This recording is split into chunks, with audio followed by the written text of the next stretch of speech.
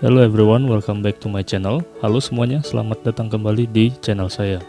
In this video, I'm going to talk about language maintenance and shift. Pada video kali ini, saya akan membahas pemeliharaan bahasa dan perubahan bahasa. Semoga bermanfaat. There are many different social reasons for choosing a particular code or variety in multilingual community, as previous video illustrated. Ada banyak alasan sosial yang berbeda untuk memilih bahasa tertentu atau variasi bahasa tertentu dalam lingkungan yang multilingual seperti yang di video sebelumnya sudah diilustrasikan. But what real choice is there for those who speak lesser used languages in a community where the people in power use a world language such as English? How do economic and political factors influence language choices? The various constraints on language choice faced by different communities are explored in this video.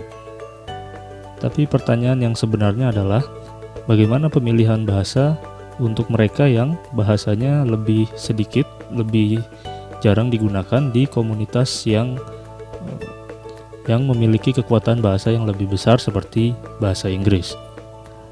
Bagaimana faktor ekonomi dan politik mempengaruhi pemilihan bahasa. Alasan-alasan tersebut yang mempengaruhi pemilihan bahasa di komunitas yang berbeda akan dieksplorasi lebih jauh di video ini. Alright, the first one is language shift in different communities. Baik, yang pertama adalah perubahan bahasa atau perpindahan bahasa di komunitas yang berbeda. Yang pertama adalah migrant minorities atau imigran minoritas. Migrant families provide an obvious example of this process of language shift. Jadi keluarga imigran ini memberikan contoh yang jelas dari proses perubahan bahasa.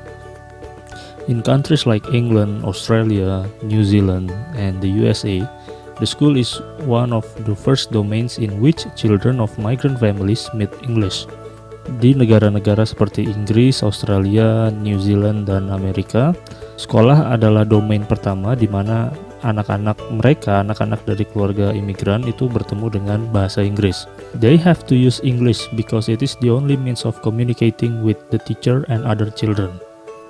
Mereka harus menggunakan bahasa Inggris karena ini adalah satu-satunya cara untuk berkomunikasi dengan guru dan siswa-siswa yang lainnya. For many children of migrants, English soon becomes the normal language for talking to the other children, including their brothers and sisters. Untuk kebanyakan anak-anak dari imigran, bahasa Inggris lama-lama menjadi bahasa yang normal untuk mereka berbicara dengan anak-anak lain, termasuk juga dengan saudara dan keluarga mereka. Walaupun terkadang mereka masih menggunakan bahasa imigran mereka, bahasa asli mereka di rumah. There is pressure from the wider society too. Ada tekanan yang sangat besar dari komunitas yang lebih besar, yaitu bahasa Inggris. Akhirnya mereka berubah menggunakan bahasa Inggris sebagai bahasa sehari-hari mereka. And then the next one is non-migrant communities. Lalu yang berikutnya adalah komunitas yang non-imigran. Language shift is not always the result of migration. Perubahan bahasa itu tidak selalu hasil dari imigrasi. Political, economic, and social changes can occur within a community, and this may result in linguistic changes too. Politik, ekonomi, dan perubahan sosial bisa terjadi dan menyebabkan perubahan pada bahasa seseorang atau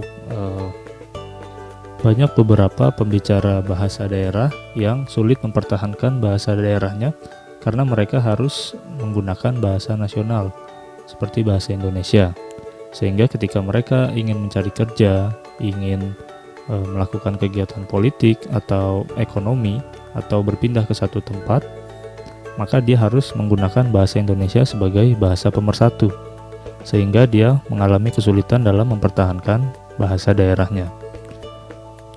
And then the next one is migrant majorities. Lalu yang berikutnya adalah imigran mayoritas. The examples discussed so far in this video have illustrated that Language shift often indicates the influence of political factors and economic factors, such as the need for work. People may shift both location and language for this reason. Contoh-contoh yang sudah kita bahas di video ini telah mengilustrasikan bahwa perubahan bahasa sering diindikasikan oleh faktor politik dan faktor ekonomi, seperti kebutuhan untuk bekerja. Biasanya orang-orang mengganti bahasa mereka karena alasan lokasi dan lingkungan. When colonial powers invade other countries, their languages often become dominant. Ketika ada suatu negara menjajah negara lain, terkadang bahasa mereka menjadi bahasa yang dominan. Countries such as Portugal, Spain, France, and Britain have generally imposed their languages along with their rule. Negara-negara seperti Portugal, Spanyol, Prancis, dan Inggris telah memaksa bahasa mereka untuk digunakan, dan juga peraturan-peraturan yang mereka buat digunakan di negara yang mereka jajah. Sehingga hal ini membuat perubahan bahasa lokal menjadi bahasa yang memiliki power yang lebih besar, yaitu dari negara penjajah. The next one is language death and language loss. Yang berikutnya adalah kematian bahasa dan kehilangan bahasa. The first one is speakers die. When the speakers of the language dies, it could be because of massacre, epidemic, or extinction. The language dies with them. Ketika pembicara dari suatu bahasa itu meninggal atau musnah, bisa karena pembantaian atau mungkin karena bencana alam, pandemik, epidemik, dan juga karena musnah atau punah, ya, maka bahasa yang digunakan pun akan ikut punah. And then the second one is urbanization and migration. The reasons could be economics, social, and political. Yang berikutnya adalah urbanisasi dan migrasi. Ini bisa terjadi karena faktor ekonomi, sosial, dan politik. Ketika banyak generasi baru dari satu daerah merantau ke daerah tertentu dan harus menggunakan bahasa tertentu, maka pengguna dari bahasa daerah asal semakin berkurang, dan pengguna yang merantau pun menggunakan bahasa di daerah yang dituju. Hal ini membuat ancaman terhadap kematian bahasa dan juga kehilangan bahasa. The third is reductive use. It is because frequent use gradually decreases. Yang ketiga adalah karena pengurangan dari penggunaan. Jadi turunnya frekuensi penggunaan secara bertahap dari satu bahasa akan mengakibatkan seseorang melupakan bahasanya, sehingga hal ini menjadi language loss atau kehilangan bahasa. Next, factors contributing to language shift. Yang berikutnya adalah faktor-faktor yang berkontribusi dalam perubahan bahasa. The first factor is economic, social, and political. Faktor yang pertama adalah karena faktor ekonomi, sosial, dan politik. Ketika satu bahasa dinilai lebih bisa menguntungkan seseorang mendapatkan pekerjaan, mendapatkan tempat di dalam lingkungan, atau mungkin mendapatkan panggung politik, maka seseorang akan mengganti bahasanya ke bahasa tertentu. Seperti contoh, ketika kita bisa menguasai bahasa Inggris, mungkin kita akan memiliki peluang yang lebih baik untuk mendapatkan pekerjaan di level internasional. The next factor is demographic. Faktor yang berikutnya adalah faktor demografis. Demographic factors are also relevant in accounting for the speed of language shift. Resistance to language shift tends to last longer in rural than in urban areas. Faktor-faktor demografis juga berperan dalam kecepatan perubahan bahasa atau pergantian bahasa. Penolakan terhadap perubahan bahasa atau pergantian bahasa biasanya cenderung lebih terjadi di daerah-daerah terpencil atau rural area. This is partly because rural groups tend to be isolated from the centers of political power for longer, and they can meet most of their social needs in ethnic or minority language. Ini karena orang-orang di daerah-daerah terpencil cenderung lebih terisolasi terhadap pusat politik atau pusat pemerintahan, dan mereka bisa memenuhi kebutuhan sosialnya dengan etnis mereka dan bahasa yang mereka gunakan. The next one is attitudes and values. Language shift tends to be slower among communities where the minority language is highly valued. Perubahan bahasa atau perpindahan bahasa cenderung lebih lambat di dalam komunitas ketika bahasa minoritas tersebut memiliki nilai yang tinggi. When the language is seen as an important symbol of ethnic identity, it is generally maintained longer. Ketika suatu bahasa dilihat memiliki simbol yang penting terhadap identitas etnis, maka biasanya akan lebih lama dipertahankan. Jadi nilai positif terhadap suatu bahasa itu mendukung pertahanan bahasa tersebut untuk digunakan.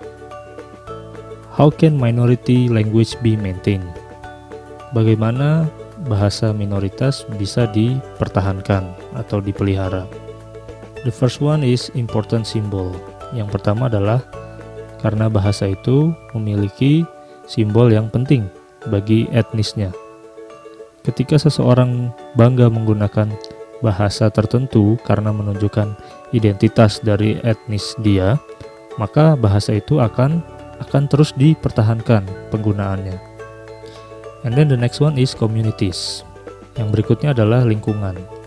When the people live near each other, they tend to maintain their language. Ketika suatu grup etnis tinggal di suatu daerah yang membuat mereka menjadi minoritas, namun mereka hidup bersama atau hidup berdampingan, bertetangga, maka bahasa yang mereka gunakan akan tetap dipertahankan karena mereka terus menggunakan bahasa itu di komunitas mereka.